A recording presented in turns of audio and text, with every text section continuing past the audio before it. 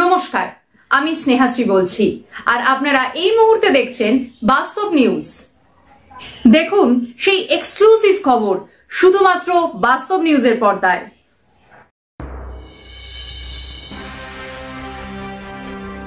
পাথর প্রতিমা লক্ষ্মী জনার্দনপুর সমবায়ে জিতল শাসক দল। দক্ষিণ 24 পরগনা জেলার পাথর প্রতিমা ব্লকে 15টি সমবায় নির্বাচন।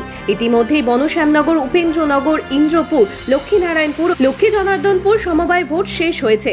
তার মধ্যে জিপ্লট ইন্দ্রপুর কৃষি উন্নয়ন সমবায় সমিতি লিমিটেড ছাড়া সবগুলিতে তৃণমূল বিপুল ভোটে জয়লাভ করেছে। আজ লক্ষ্মী জনার্দনপুর কৃষি উন্নয়ন সমবায় সমিতিতে ভোট অনুষ্ঠিত হলো। মোট আসন সংখ্যা 43। নমিনেশনের সময় বিনা প্রতিদ্বন্দ্বিতায় শাসক দল 24 এবং বিরোধীরা 13টি আসন পায়। এগিয়ে থাকে শাসক দল।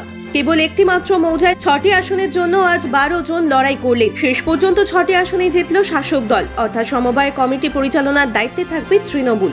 কতটা মানুষের পাশে থাকতে পারে এখন দেখার। আর আপনারা সেই ছবি সরাসরি দেখছেন শুধুমাত্র বাস্তব নিউজের পর্দায়।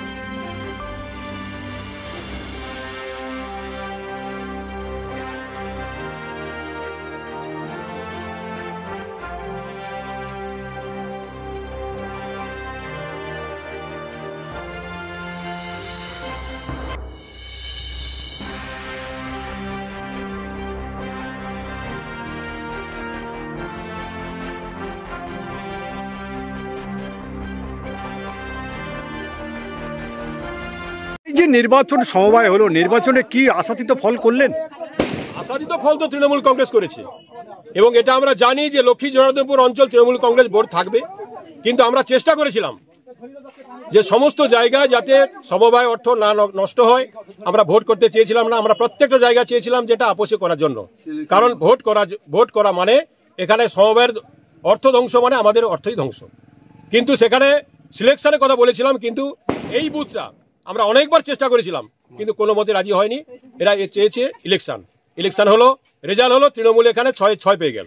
আর এমনি যেটা নির্বাচন না হয় সিলেকশন হয়েছিল সেটা তৃণমূল পেয়েছে, বিরোধীরা 11 পেয়েছে মানে আপনার মিউচুয়াল করে নিয়েছে। মিউচুয়াল করবে। এই জয়কে কাদের উৎসর্গ করবে?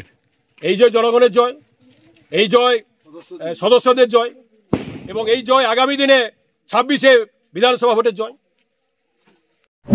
আমাদের চ্যানেলটি যদি ভালো লেগে থাকে তবে লাইক, কমেন্ট, শেয়ার ও ফলো করতে অবশ্যই ভুলবেন না।